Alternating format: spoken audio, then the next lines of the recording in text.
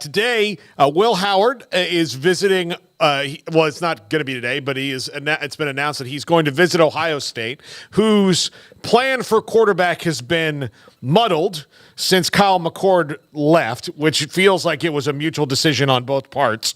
My question for you is that they've waited to this point. Is Will Howard an upgrade over Kyle McCord?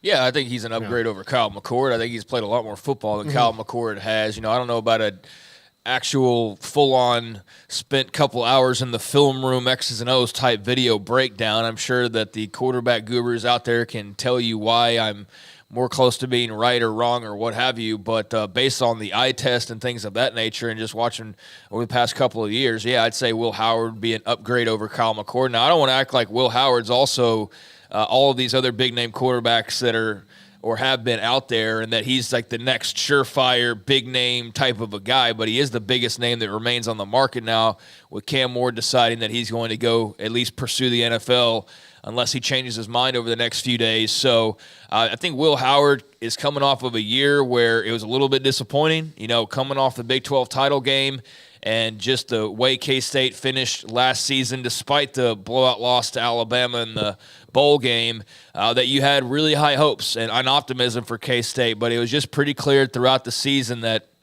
whatever the situation might have been, people were clamoring for Avery Johnson and what he brought to the table and the electricity and just wanted to see more of that. And it was just bizarre, not because Avery Johnson's not a really exciting young player and great player, but because you just thought Will Howard would have played well enough that really wouldn't have entered the conversation just yet, but it started to, and it really did by the end. It was like, all right, they made a choice. They wanted Avery Johnson over Will Howard. Now, granted, Avery Johnson's got a lot more eligibility and a lot more untapped potential, so that makes sense. You've kind of seen Will Howard do his thing now at this point in Manhattan, but yeah, he's a really good player. He's, I guess, the best available quarterback that's out there right now. In Ohio State, their whole plan of, we'll just plan around the guys that we have and roll that way. I didn't really ever buy that in this market and this era of college football. That's just one of those programs that if they have any sort of a deficiency at quarterback, that they're going to go and be one of those teams that plucks away one of the big sharks in the ocean, And so those are kind of running out at this point, and he's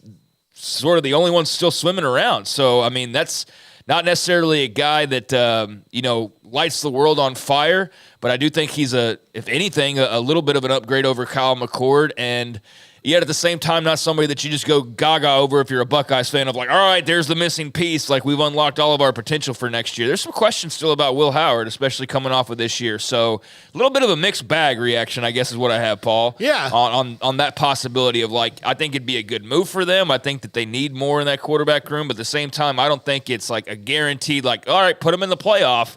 Buckeyes are in I guess 12 team next year, right? But go ahead and book their spot in the playoff.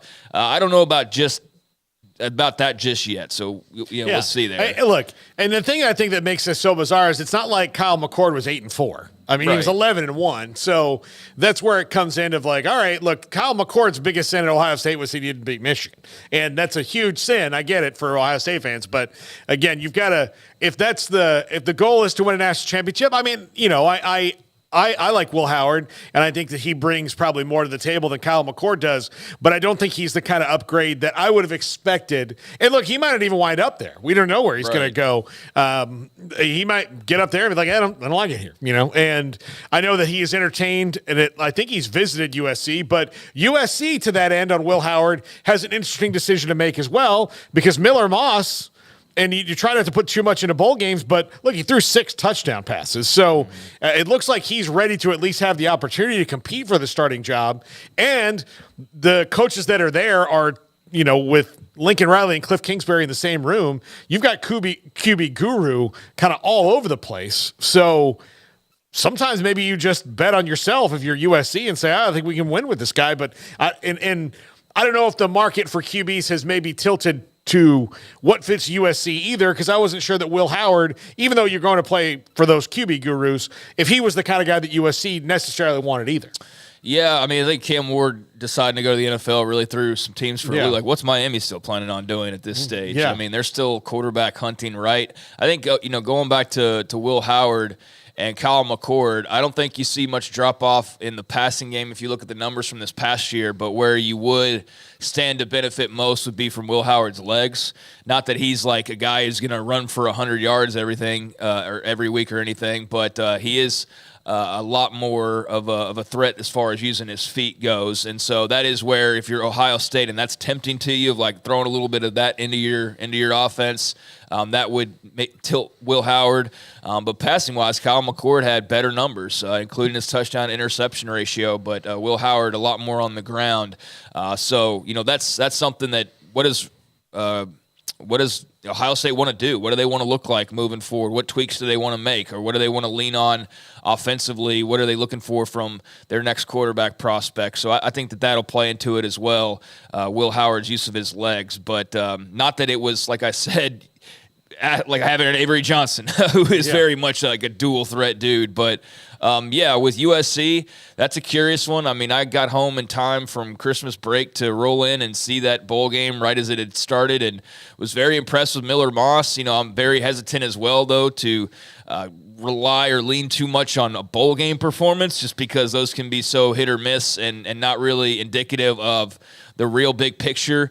But he was impressive. I mean, there's no doubt about it. He was playing with a lot of confidence. I don't know if that sells tickets for you in Los Angeles. I don't know that Caleb Williams sold a bunch for you, though, either, in the grand scheme of things. I mean, he did, but there's always the knocks about, just the love of the West Coast football and all of that. I don't know if Miller Moss is somebody who gets the fans all riled up out west like a Caleb Williams would, but is he your best option at this point? He might be. I mean, I don't know what kind of fish they have on the line right now that are sitting there chomping at their bait. I mean, it appeared that Will Howard was one of those guys, but beyond that, haven't heard too much. So would it shock me if Lincoln Riley said, hey, we're going to roll with who we got a little bit, but I can also see why you'd be pretty optimistic about what you've got coming down the pipeline. We got our Malachi Nelson question answered over the break when he announced he was going to enter the transfer portal, which was what a forgettable stint that he had after so much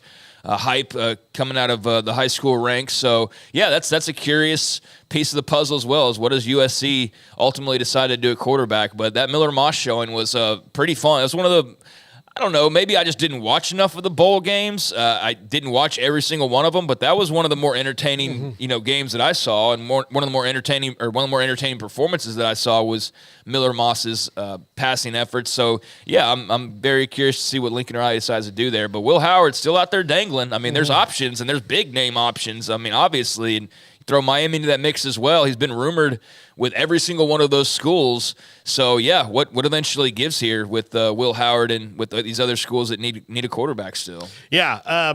Malachi Nelson, this is what's going to befuddle me about him. And he might wind up going somewhere and having a great career. But, again, I mentioned the QB gurus in that room. Yeah. Like, if you could be coached by the guys who have all those Heisman trophies, and, I mean, you've got Cliff Kingsbury, who's got Manziel and Mahomes. And you've got Lincoln Riley, who has all the other ones he has, and Murray and Mayfield and Jalen Hurts and Caleb Williams. If you've got those guys in the room, to me, that's where you'd want to go if you have the opportunity. And maybe it just wasn't a fit ultimately for Malachi Nelson. But there's also, and I don't want to put this on him, I just want to say this for everybody. Like, we're obviously not, 10 toes down in Los Angeles, and seeing every little thing, or on the Trojans message board and every little rumor. So for all we know, sometimes when we talk about guys, like, there might have been a fallout or there might have been something. So I don't know. But I think in this one, not knowing anything other than just the transactional nature of the transfer portal itself and the fact that young players, especially quarterbacks, jump into this thing, you think that's where you'd want to be and stick it out. But I also know in this era of, if you're Malachi Nelson, I'm sure somebody needing a quarterback has called you because you're a 5-star talent, and you are in a situation at USC where, like, hey, Miller Moss is probably going to, I know that there's that going on, so I can see why he's coveted. But you would think just from a growth standpoint, the wise move would be like to just sit it out in Los Angeles or go earn the job, but be around those guys that you mentioned. Yeah, but that's just not the world we live in now. Yeah, I mean, you can learn how to do it from a master chef, or you can go, you can go to a Wendy's. I mean, Yeah. I mean, I don't know. Like that's where I kind of get confused on that one. And look, and look, everybody's going to make their own decision. Like what's best for you as a player and a person. That one just will kind of always, I'll just always wonder about it. Like what was going on there because I do think that, and if you read Grace Rayner and Manny Navarro and the Athletic today had a great piece on, where they talked to recruits anonymously about the portal and NIL. And most of the ones they talked to said, look, it's about the same everywhere I went. And sometimes they said I left some money on the table because I wanted to go to the school that I wanted to go to. I mean, I do think that that's like, while it can get crazy, I do think that the market, pretty much is set for this is how much you can get. And there'll be these people who can give that to you. And there's probably certain schools. I think USC is probably set up to pay what your market value is. But if you don't want to be there and you can get a little bit more somewhere else, I get doing that. But it is just strange to me that, I know $50,000 seems like a lot of money, but it's for a short amount of time. Mm-hmm. It's $50,000 that you're not going to, it'll be gone over a quick part of your lifetime, worth it to not get the kind of training you're going to get it from those coaches. See, that's where we just absolutely have no idea. Yeah. And sometimes as media, it's okay to acknowledge that and not pretend that we know. That's going to be a New Year's resolution, is not to pretend like we have to know every single thing about every single thing, because 99% of the time that's BS. And so I don't know. I won't pretend to know Malachi Nelson's personal situation, but in general, yeah, it's a money grab. It feels like in some cases, but I also know this. I also know that some of these valuations we see are total and utter BS as well. Well, and they're just wild-ass guesses. Yeah, wild-ass guesses, and I know there's a formula for some of them or whatever, and there's this and there's that, but I don't know. I feel like we get kind of fooled by these valuations, and if we're getting fooled, then how do you think a 17, 18-year-old kid who's looking at his NIL values getting fooled? And then when his street agent or his assistant coach on the high school team or whoever it is that's, Uncle Jerry or something that's weighing in like, hey, I just see on this site says you're worth $2.5 million. Like, okay, well, you can't not believe that, right? So I think that kind of clutters the expectations as well on a probably case-by-case basis. It's a useful tool, I think, in some ways, like those types of things. But I also do think you have to be very clear of, like, this is not an exact science. There is a formula that is put into this whole idea of trying to estimate, but at the same time, it's not exact. And there's some that, I don't know about you guys, I see them and I'm like, how in the world, like, how is that even possible? So, yeah, I don't know. What is Malachi Nelson being told? Now, being a quarterback, you're already worth more than just about everybody else. Even if you've barely played or not, the fact that you're a former 5-star quarterback, you probably have like a base starting point, one would think. But then you consider the players that are involved now. Miami, we know, spends money. USC, we feel like they can go and spend some money as well. And Ohio State certainly can go out and spend some money if they need to. So if you're a Malachi Nelson or whoever else, a Will Howard that might be out there dangling right now, not a bad spot to be in, is one of the few kind of name quarterbacks remaining with more than a couple of blue chip schools looking for blue chip quarterbacks. So, very interesting sort of musical chairs act going on right now that this is all settled down. I looked at, I guess this is On3's rankings. It's the one that popped up here. And they've got Malachi Nelson now is like the 6th best quarterback of the transfer portal rankings. They've got him above.